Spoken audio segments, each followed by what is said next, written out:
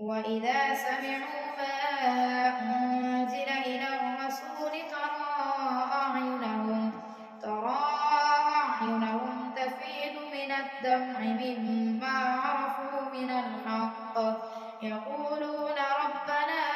آمنا فاكتبنا مع الشاهدين وما لنا لا نؤمن بالله وما جاءنا من الحق ونطمع أن يدخلنا ربنا مع القوم الصالحين فأثابهم الله بما قالوا جنات تجري من تحتها الأنهار خالدين فيها وذلك جزاء المحسنين والذين كفروا وكذبوا بآياتنا أولئك أصحاب الجحيم يا أيها الذين آمنوا لا تحرموا طيبات ما أحل الله لكم ولا تعتدوا إن الله لا يحب المعتدين وكلوا مما رزقكم الله حلالا طيبا واتقوا الله الذي أنتم به مؤمنون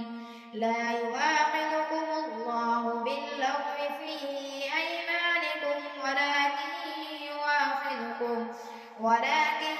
يؤاخذكم بما عقدتم الأيمان فكفارته إطعام 10 مساكين من أوسط ما تطعمون أهليكم أو كسوتهم أو تحرير رقبة فمن لم يجد فصيام 3 أيام ذلك كفارة أيمانكم إذا حلفتم واحفظوا أيمانكم كذلك يبين الله لكم آياته لعلكم تشكرون يا أيها الذين آمنوا إنما الخمر والميسر والأنصاب والأزلام رجس من عمل الشيطان فاجتنبوه لعلكم تفلحون إنما يريد الشيطان أن يوقع بينكم العداوة والبغضاء في الخمر والميسر ويصدكم عن ذكر الله وعن الصلاة فهل أنتم منتهون وأطيعوا الله وأطيعوا الرسول واحذروا فإن توليتم فاعلموا أن الله غفور رحيم ليس على الذين آمنوا وعملوا الصالحات جناح فإن توليتم فاعلموا أنما على رسولنا البلاغ المبين ليس على الذين آمنوا وعملوا الصالحات جناح فيما طعموا إذا ما اتقوا وآمنوا وعملوا الصالحات ثم اتقوا وأحسنوا والله يحب المحسنين يا أيها الذين آمنوا ليبلونكم الله بشيء من الصيد تناله أيديكم ورماحكم ليعلم الله من يخافه بالغيب فمن اعتدى بعد ذلك فله عذاب أليم يا أيها الذين آمنوا لا تقتلوا الصيد وأنتم حرم ومن قتله منكم متعمدا فجزاء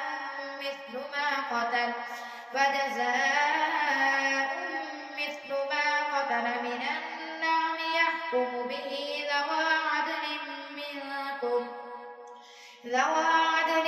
منكم هديا بالغ الكعبة أو كفارة طعام مساكين أو عدل ذلك صياما ليذوق وبال أمره عفى الله عما سلف ومن عاد فينتقم الله منه والله عزيز ذو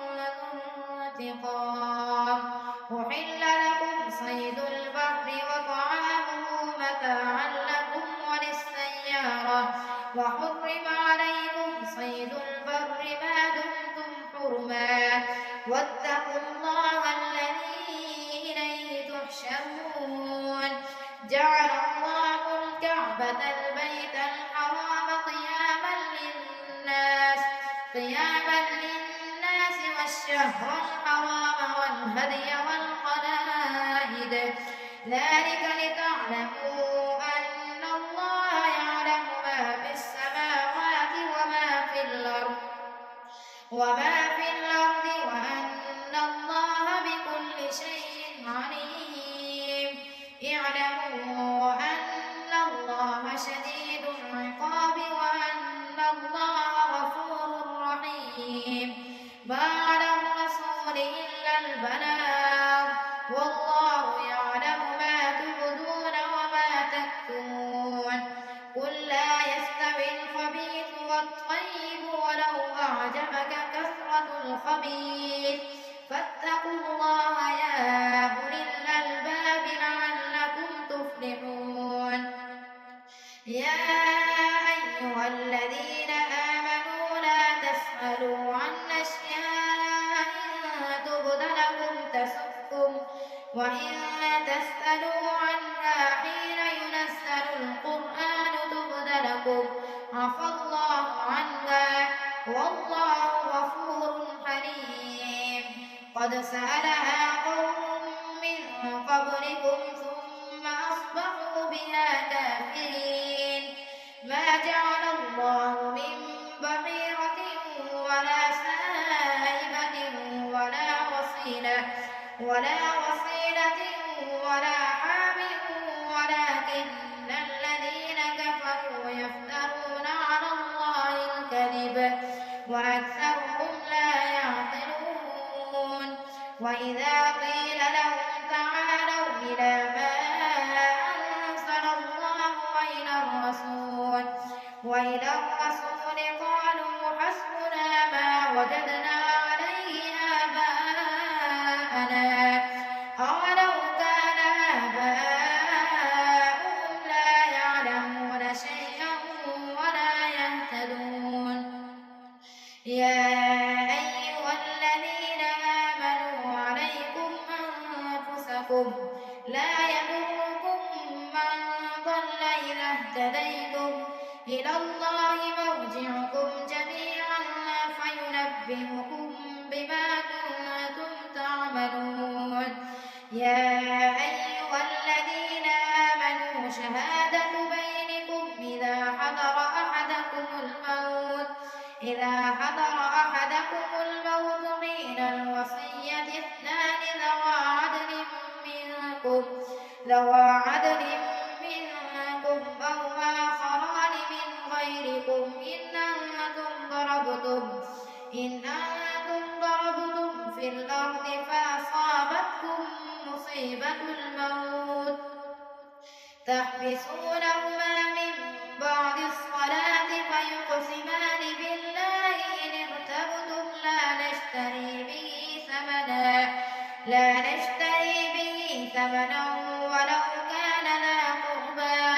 ولا نكتم شهادة الله إنا إذا لمن الآثمين. فإن عثر على أنهما استحقا إثما فآخران يقومان مقامهما من الذين استحق عليهم الأوليان فيقسمان بالله لشهادتنا أحق من شهادتهما وما اعتدينا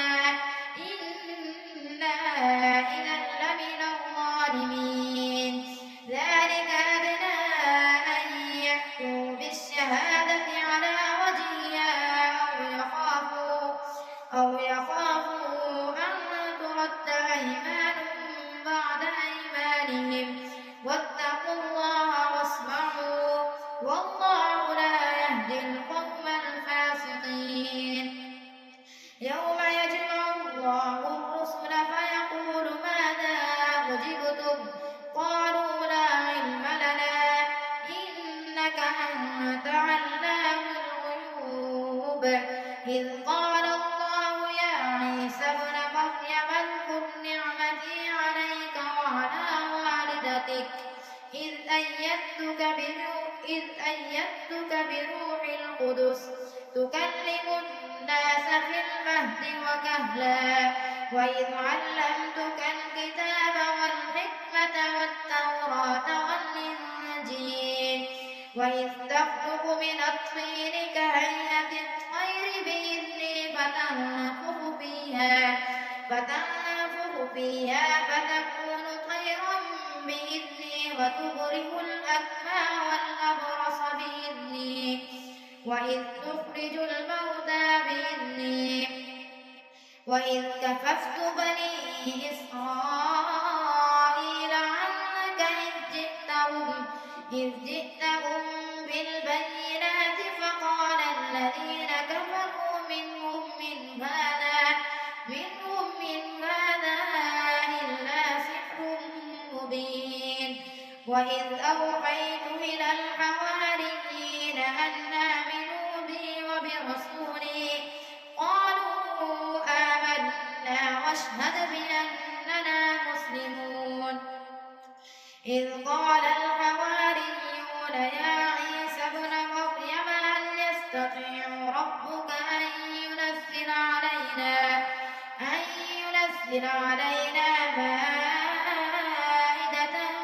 من السماء قال اتقوا الله إن كنتم مؤمنين قالوا نريد أن نأكل منها وتطمئن قلوبنا ونعلم أن قد صدقتنا ونكون عليها من الشاهدين قال عيسى ابن مريم اللهم ربنا أنزل علينا مائدة من السماء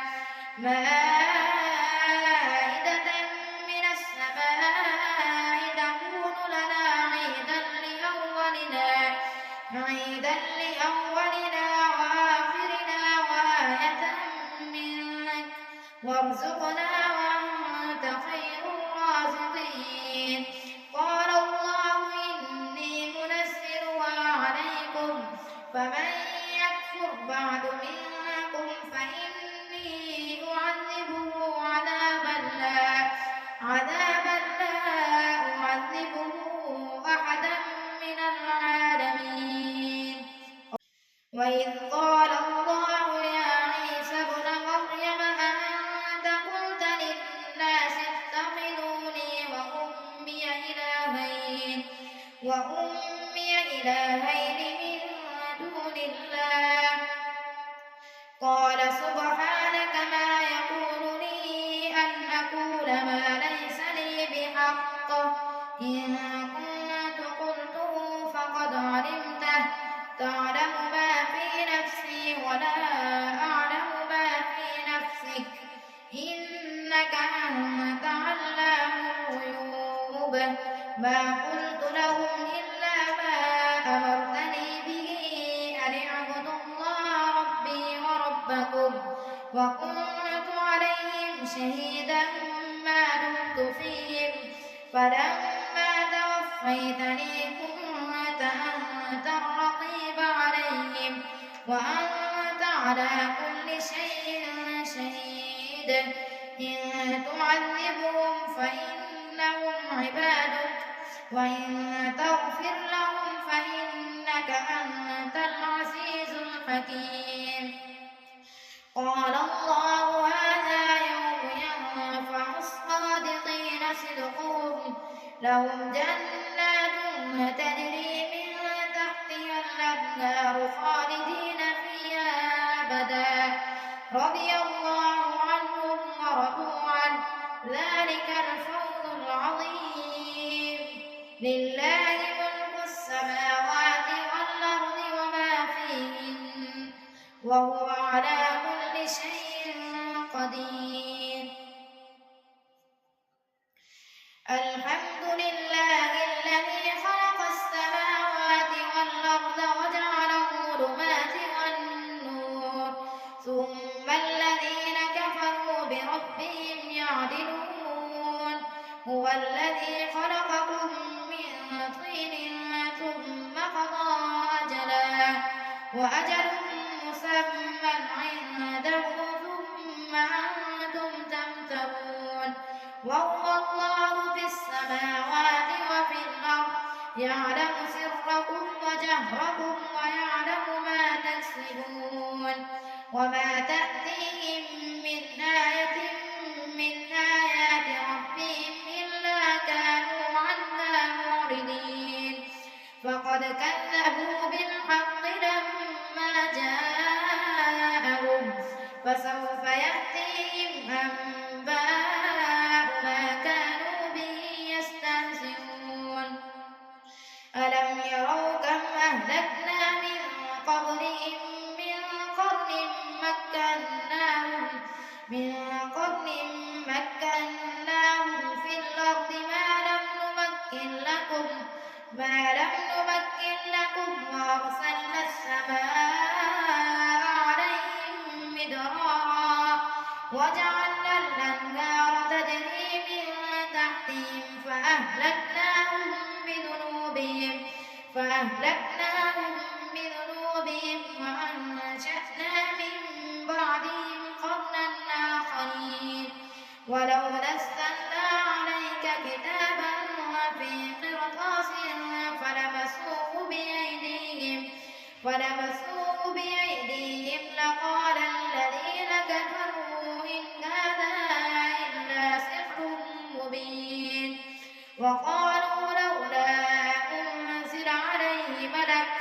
ولو أنزلنا ملكا لقضي الأمر ثم لا ينظرون. ولو جعلناه ملكا لجعلناه رجلا وللبسنا عليهم ما يلبسون. ولقد استهزئ برسل من قبلك فحاق بالذين سخروا منهم ما كانوا به يستهزئون. قل سيروا في الأرض ثم انظروا كيف كان عاقبة المكذبين. قل لمن ما في السماوات والأرض قل لله كتب على نفسه الرحمة ليجمعنكم إلى يوم القيامة لا ريب فيه الذين خسروا أنفسهم فهم لا يؤمنون. وله ما سكن في الليل والنهار وهو السميع العليم.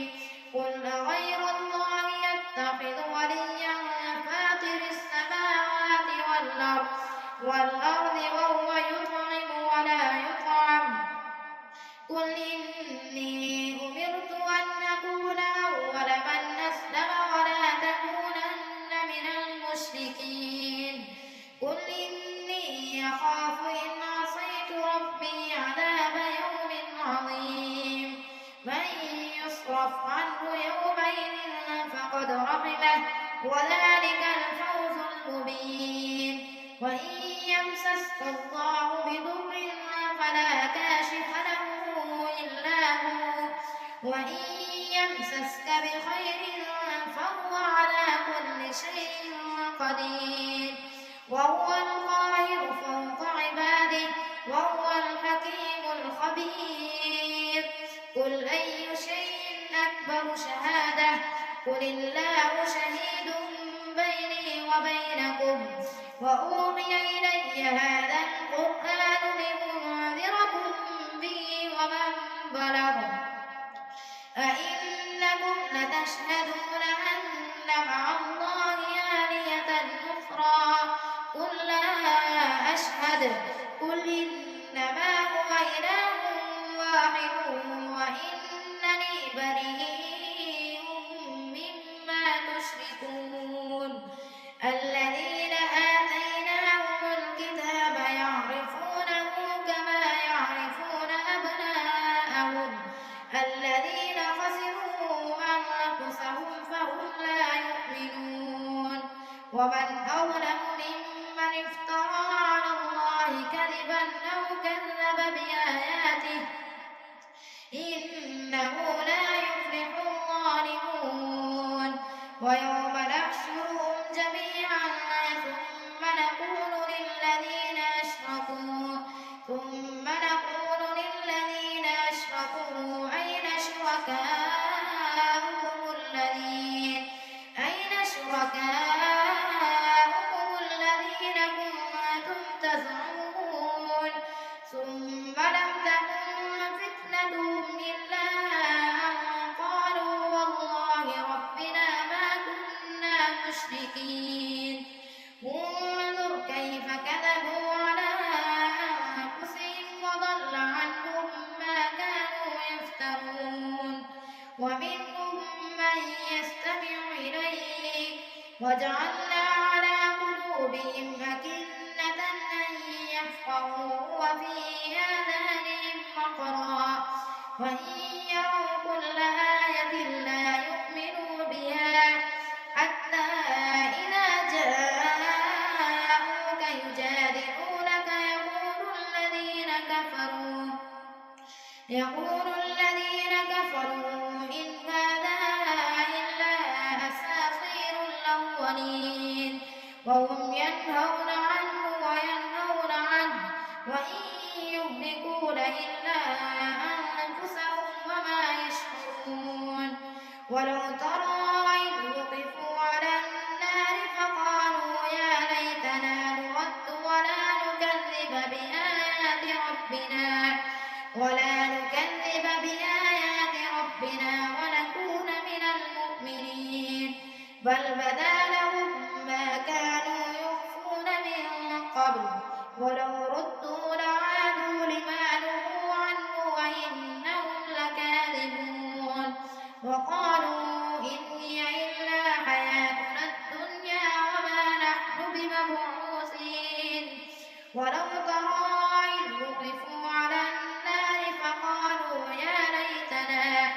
فقالوا يا ليتنا نرد ولا نكذب بآيات ربنا ونكون من المؤمنين ولو ترى إذ وقفوا على ربهم قال أليس هذا بالحق قالوا بلى وربنا قال فذوقوا العذاب بما كنتم تكفرون قد خسر الذين كذبوا بلقاء الله حتى إذا جاءتهم الساعة بغتة قالوا يا حسرتنا على ما فرطنا فيها وهم يحملون أوزارهم على ظهورهم ألا ساء ما يذرون وما الحياة الدنيا إلا لعب ولهو وللدار الآخرة خير للذين يتقون أفلا تعقلون قد نعلم إنه ليحزنك الذي يقولون فإنهم لا يكذبونك ولكن الظالمين بآيات الله يجحدون ولقد كذبت رسل من قبلك فصبروا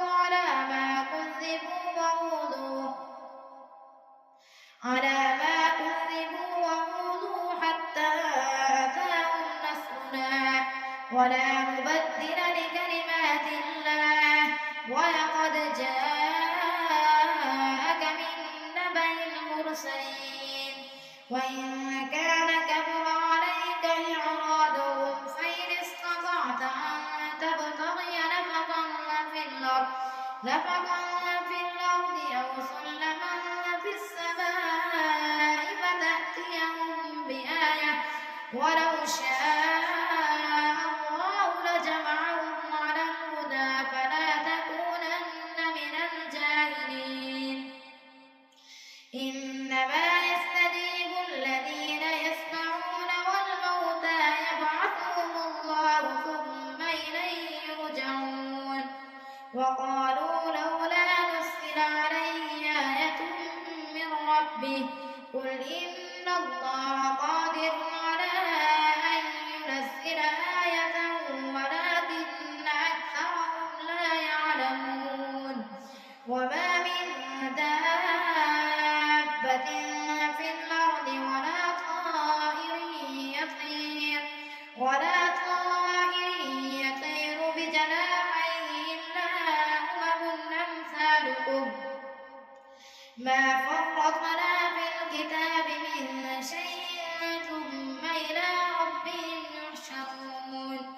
والذين كذبوا بآياتنا صم